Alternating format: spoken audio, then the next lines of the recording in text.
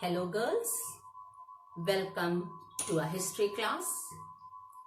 Children, in the previous session, you heard about the capital cities of the Mughal reign, in which you were told that how the Mughal kings gave importance to the capital cities.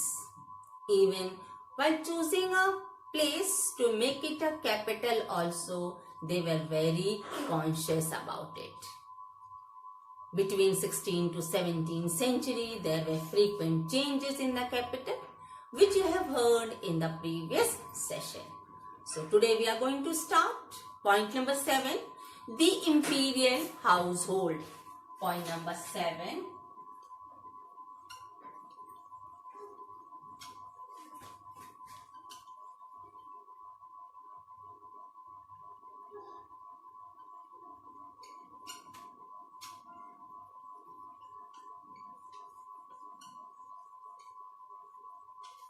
Our today's point is the imperial household, Shahi Parivar.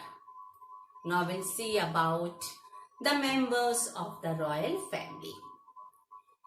You must have heard a word, children, haram.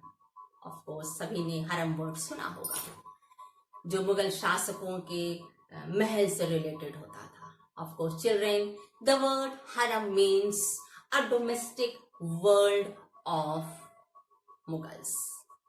And this word is originated from Persian word which means a sacred place, where the emperor's wife, the near and dear ones of emperor and even the distant relatives, they live in the haram.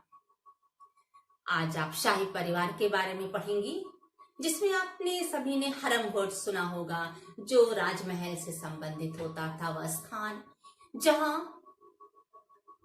बादशाह की रानियां और उनके रिश्तेदार रहते थे, और इस स्थान को एक पवित्र स्थान के नाम से भी संबोधित किया जाता था.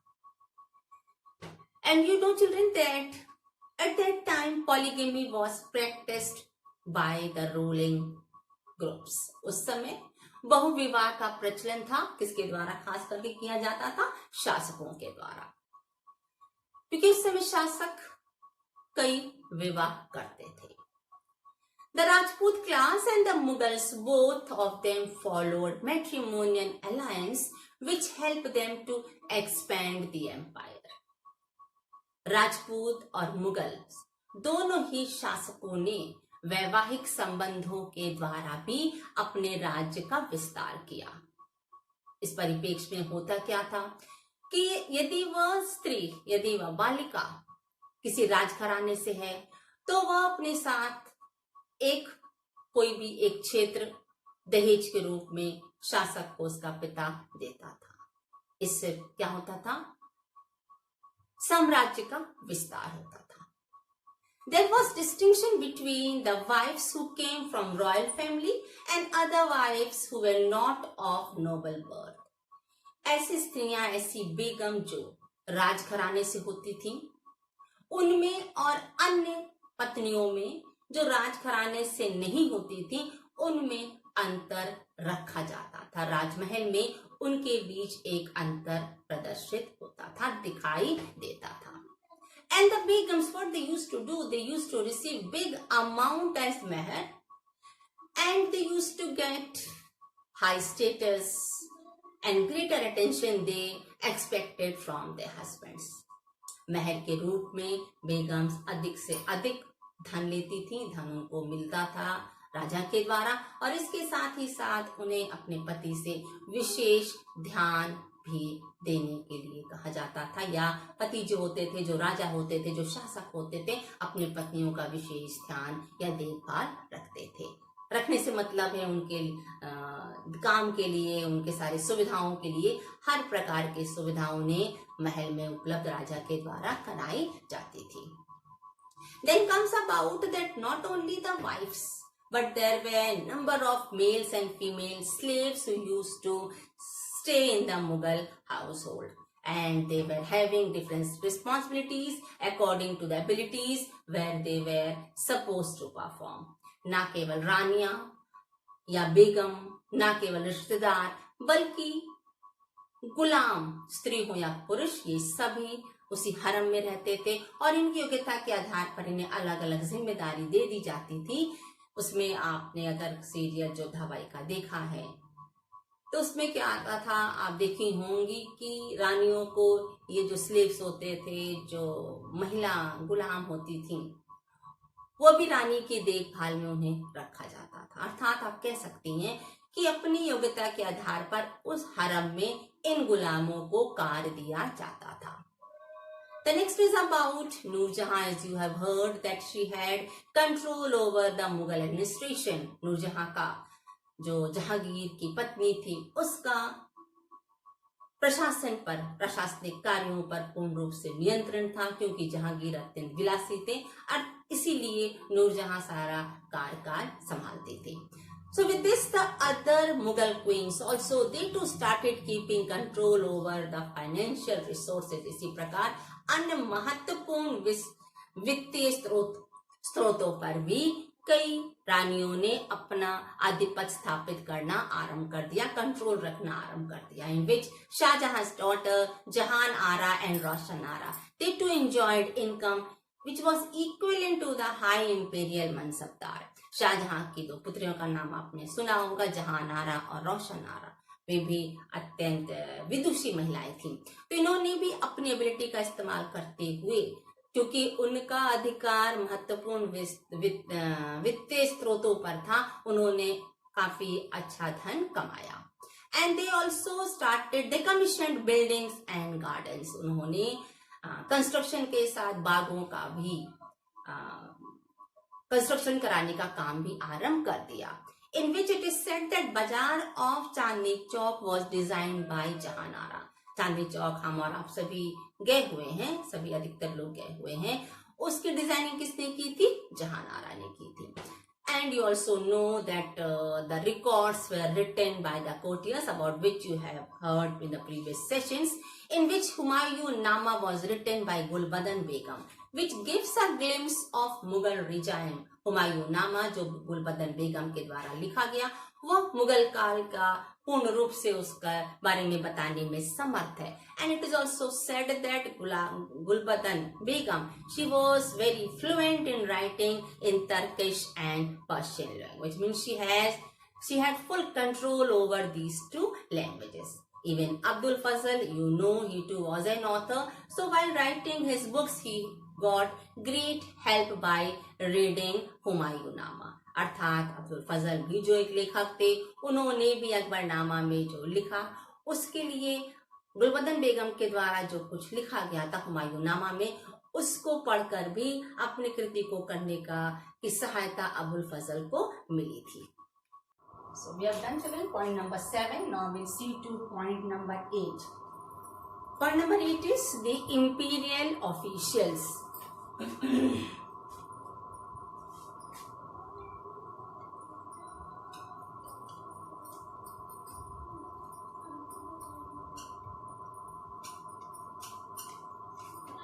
Point number 8 is the imperial officials, in which point number A is recruitment and ranking. Point number A is recruitment and ranking.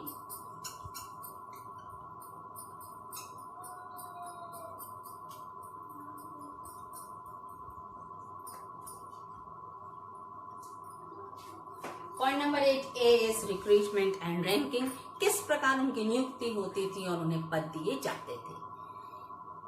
Children, it is very clear that the Mughal chronicle, especially Akbarnama, it is the vision of Mughal Empire, where it is very clear that emperor was at the center. He was the supreme authority. Akbarnama को यदि देखा जाए, उसको पढ़ा जाए, तो उससे स्पष्ट हो जाता है कि शासन प्रशासन की संपूर्ण शक्ति राजा के हाथ में निहित थी। But there were important pillars of the Mughal state was its corps of officers who were referred as nobility. ना केवल शासक बल्कि सामूहिक रूप से अभिजात वर्ग भी मुगल प्रशासन के खंबे के रूप में माने जाते हैं, अर्थात उनका भी महत्वपूर्ण स्थान था। And they were appointed from different caste, different religious groups, which shows that Akbar was a tolerant ruler. And one more advantage because of this, that though they were belonging to different religious fields, so there was less fear of faction which can challenge the empire. क्योंकि इन अभिजात वर्ग के लोगों को जो अलग अलग धर्म से संबंधित थे, इन्हें एक साथ रखा जाता था, लेकिन इस बात से राजा को चिंता नहीं रहती थी कि ये अपना कोई एक ऐसा ग्रुप बना लेंगे, एक संगठन बनाकर राजा के विरुद्ध षड्यंत्र रचने लगेंगे। Clear? And then the next is about the Turanis and Iranis nobles who were also in the Akbar's court. Some of them had come along with Humayun and the rest migrated later. Clear? अर्थात अकबर के साम्राज्य में तुरानी और ईरानी अभिजात वर्ग के लोग थे। कुछ तो हुमायूं के साथ थे, हुमायूं के काल से थे, और धीरे धीरे कुछ अकबर के शासनकाल में उनके दरबार में आए। There were also two ruling groups of Indian origin who entered the imperial services from 1560 onwards. कहा जाता है कि दो प्रकार के भारतीय 1560 के समय से शाही दरबार में शाही सेवा के लिए उपस्थित होने लगे। Who were they? The Rajputs and the Indian Muslim. भारतीय मुसलमान और Rajput. So in this, the example is that the first to join was Raja Bharmal of Amber, whose daughter Jodhabai was married with Akbar. इसमें सबसे पहले राजा भारमल अम्बेर के शासक, उनकी पुत्री जोधाबाई का विवाह अकबर के साथ हुआ। And the next example is about Akbar's finance minister. You must have heard his name, very popular name, Raja Todarmal, who was a Khatri by caste, and he was also promoted because he was very intelligent, which shows that there was no discrimination on the basis of caste or color. धर्म या जाति के नाम में कोई भेदभाव नहीं था। योग्यता के आधार पर नियुक्ति होती थी और योग्यता के आधार पर पदोन्नति भी की जाती थी। Even the Iranian, they also gained high offices in Jahangir's reign. In this, even Noor Jahan, the queen of Jahangir, was also an Irani. Jahangir के शासन काल में ईरानी जो थे, ईरानी लोगों को भी काफी महत्वपूर्ण पद मिले, और इसका सबसे सर्वोत्तम उदाहरण खुद जहांगीर की पत्नी नूर जहां है, जो ईरानी थी और वह प्रशासन पर अपना पूर्ण आधिपत्य रखती थी। All the holders of government offices they used to hold rank. The first is about the Jat. Jat is an indication of position in the imperial hierarchy. कहा जाता है कि शाही पदानुक्रम के अधिकारी मनसबदार कहलाते थे, उनके पद व वेतन का वह सूचक होता था। And the second was about सवार। सवार means it indicates the number of horseman he was required to maintain in his service. जात और सवार, सवार उनके कितने घुड़सवारों की सेना के वो उत्तरदायी हैं या उनको नियुक्त किया गया, उन्हें सवार कहते थे, जिससे वह अपने सेना संबंधी कार्यों का संचालन कर सके। Nobles, they used to participate in military campaigns with their armies, and they were also supposed to appoint the soldiers and train them in different skills. जो मिलिट्री कमांडर्स होते थे वे न केवल सोल्जर्स की नियुक्ति करते थे, बल्कि आवश्यकता के अनुसार उन्हें जो भी अस्त्र शस्त्र सिखाना है या प्रदान करना है, ट्रेनिंग देना है, शिक्षा देना है, उसकी सारी जिम्मेदारी उन मिलिट्री कमांडर्स की ही होती थी। And for the nobles, the imperial services was a way to acquire power, wealth and reputation. शाही दरबार में काम करना अभिजात वर्ग के लोगों के लिए, उनको अपनी प्रतिष्ठा बढ़ाने के लिए, धन कमाने के लिए और अच्छी से अच्छी पहचान बनाने का एक महत्वपूर्ण जरिया था. They only used to present a person who wished to work in the service. जो लोग शाही दरबार में काम करना चाहते थे, वे इन्हीं लोगों के द्वारा, अभिजात वर्ग के जो ये लोग थे, इन्हीं के द्वारा अपने को शासक को इंट्रोड्यूस करवाते थे. शासक को इंट्रोड्यूस कराने का काम इन काम चाहने वाले लोगों के लिए, इन अभिजात वर्ग के लोगों के द्वारा ही किया जाता था. Mir Bakshi, who was said as the paymaster general, he used to stay in the open court and used to stand at the right hand of the emperor, and he was supposed to see to different affairs. Mir Bakshi जो एक महत्वपूर्ण पद होता था, वह राजा के दाहिने खड़े रहते थे खुले दरबार में. इसके साथ ही साथ वह दरबार में होने वाली हर गतिविधियों पर अपनी पूरी नजर रखते थे. Even the seals and signature of Mir Bakshi was to be put on the paper, the paperwork.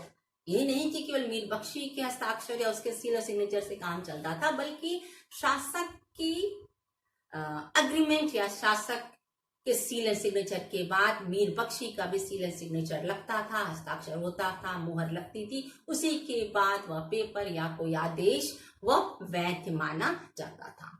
Then next comes about the finance minister, the minister of grants and the charge of appointing काजीज. ये तीन प्रकार के मंत्री होते थे.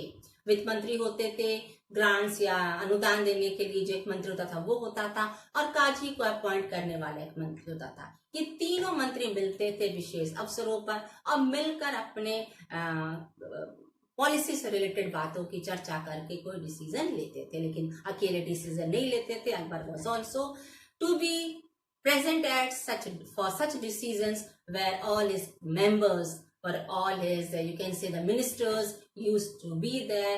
They used to discuss over the plans, over the policies which have to be implemented. And there were nobles who were stationed at the court were as a reserve force, and they were to be deputed to a province and in the military camps. And what was their duty? Their duty was to be responsible for guiding the emperor and the household.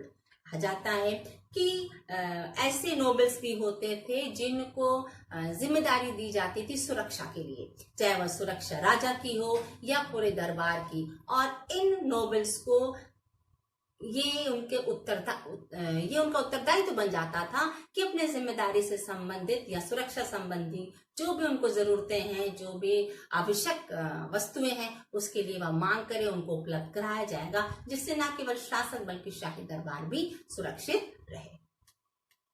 Now children will see to point 8b, information and empire. 8b, information and empire.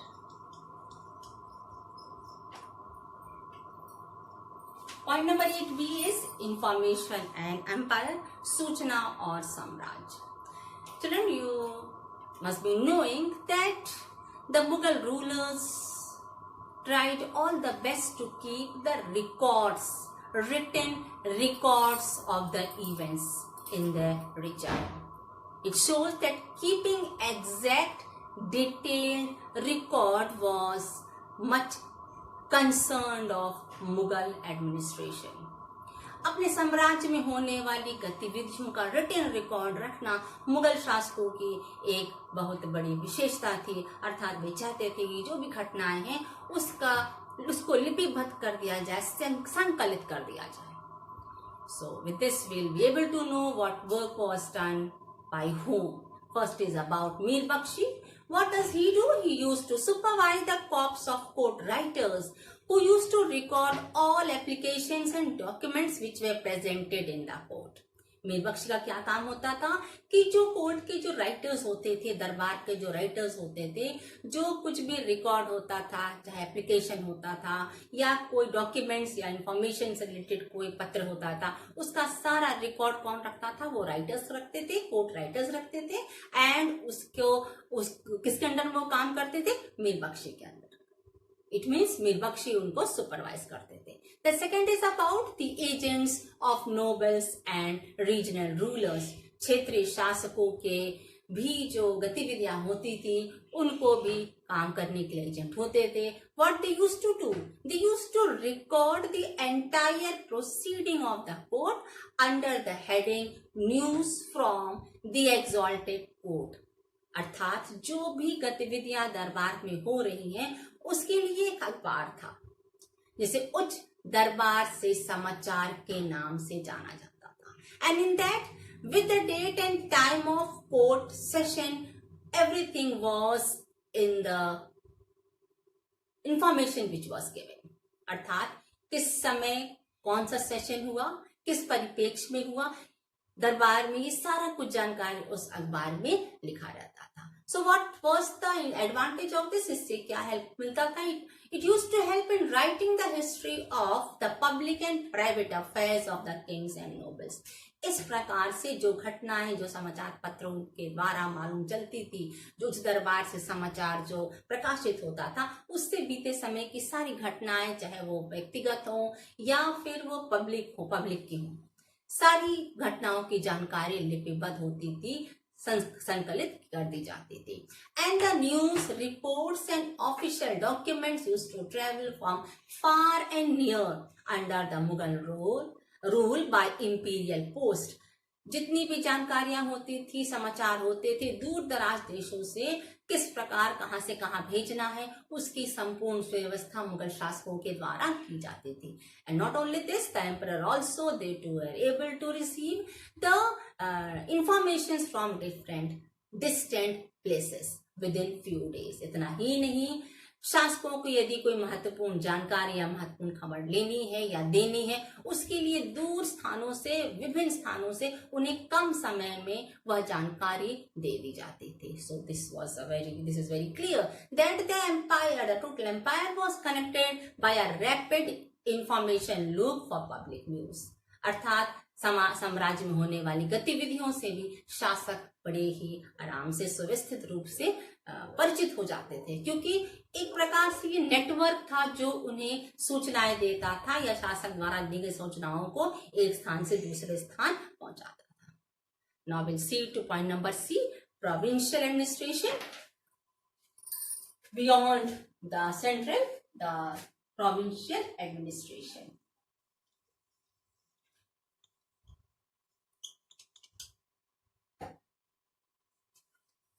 अब हम प्रांतीय शासन व्यवस्था के बारे में पढ़ेंगे। So for this children will see to a table.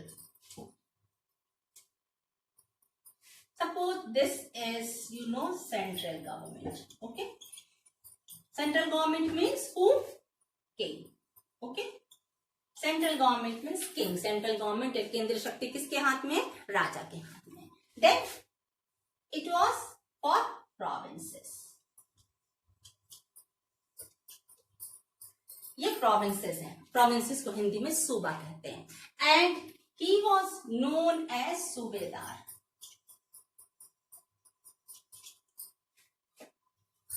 Central government, केंद्र शासन व्यवस्था, उसके अंडर में प्रोविंसेस, केंद्र शासन व्यवस्था राजा के हाथ में, प्रोविंसेस की व्यवस्था सूबेदार, या क्योंकि प्रोविंसेस को हम हिंदी में सूबा कहते हैं, तो इसके जो अधिकारी था, गवर्नर था, उसे हम सूबेदार कहते थे। Same way we have now also, we have a central government.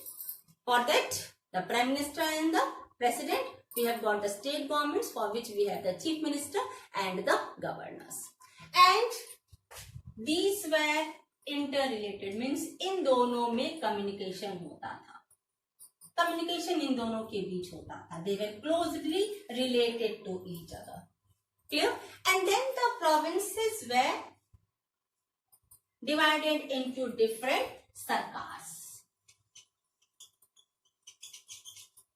जो प्रोविंसेस के बाद जो नीचे कई भाग होते थे, ये फिर से शासन व्यवस्था को विभाजित करने के लिए, सुव्यवस्थित रूप से संचालित करने के लिए उन्हें सरकारों में बांटा जाता था। To have a good administration, well maintained discipline, the provinces were then divided into sarkars, and then each of the sarkar had a faujdar who was equipped with cavalry and whatever needs were there to protect the region. जो फौजदार होते थे, ये फौजदार अलग अलग उनके क्षेत्र होते थे, इन क्षेत्रों में उनकी नियुक्ति होती थी और उस नियुक्ति में वो फौजदार क्या करते थे, उन्हें पूर्ण रूप से सैन्य व्यवस्था मेंटेन करनी पड़ती थी, जिससे वह जिस जगह भी नियुक्त है, जो भी क्षेत्र के अंको उनके अंडर में रखा गया है, वो उसको पूर्ण रूप से सुरक्षित रख सके। ठीक, and then comes about after this we get the local administration. Then comes about local administration. ये आपका प्रोविंशियल है, प्रोविंशियल में central government, provinces and then here local administration. We too have local administration children. आज आप हमारे अपने देश में भी स्थानीय व्यवस्थाएं हैं प्रशासन की। So in this local administration pargana was divided by three officers. Three officials were there who used to see to the work. Pargana को सब डिस्ट्रिक्ट में बांटा गया था, जिनके लिए 3 ऑफिशियल्स होते थे। The first was Kanungo. What he used to do? He used to see to the revenue record. एक अधिकारी होता था, कानूंगो के नाम से जानते थे, वह रेवेन्यू का रिकॉर्ड रखता था, कर का रिकॉर्ड रखता था। चौधरी दूसरा होता था, the second officer was चौधरी. What he used to do? He used to see to the revenue collection. वो कर को कैसे एकत्र करना है, कैसे जमा करवाना है, कैसे वसूलना है, इसकी जिम्मेदारी किसकी होती थी? चौधरी की होती थी. एंड द थर्ड वाज काजी. Of course it's very clear, he used to the justice. Children followed? Now one more thing children, that in this administration the Persian language was the language of administration, but local languages were also used for village accounts. Persian भाषा में ही जो भी administration का काम था फारसी भाषा से किया जाता था, लेकिन स्थानीय भाषा में जो ग्रामीण क्षेत्रों के अकाउंट्स होते थे उनमें उनको किया जाता था, उनमें स्थानीय भाषाओं का प्रयोग किया जाता था. But sometimes, as you know, that the relations between the zamindars and the Mughal emperors, they changed into conflict. जैसा कि आप जानती हैं, जो जमींदार होते थे, जो लोकल मैंडेट्स अथॉरिटीज होती थी, उनको शासक अधिकार देते थे. They were privileged. So sometime there were conflict between the Mughal emperor and with the authorities, with the zamindars. Why? On the question of share of resources and authority. जमींदार और मुगल शासकों के बीच में संसाधन और सत्ता के बंटवारा को लेकर अधिकतर विवाद होते रहते थे, क्योंकि जो जमींदार थे they were privileged by the kings, so sometimes they used to prove themselves or they wanted to prove their monopoly over the rulers. So that also was the reason for the conflict between the ruler and the zamindars. Even sometimes it is said that zamindars, they were often able to succeed in mobilizing peasants' support against the state, against the ruler. यहाँ तक कि कहा गया कि जमींदार कभी कभी जो लोकल अथॉरिटीज होती थी, जैसे जो अंडर उनके काम करते थे, अर्थात जिनसे उनका संबंध होता था, कृषकों से उनका डायरेक्ट संबंध होता था, जनता से उनका डायरेक्ट संबंध होता था, तो ये जमींदार उन्हें अपनी ओर आकर्षित करते थे, उनके से समस्याओं को सुनते थे, और कभी कभी ये मिलकर राजा के विरुद्ध भी षड्यंत्र रचने लगते थे. Clear? Points are clear children? Okay, thank you class. Have a nice day. God bless you.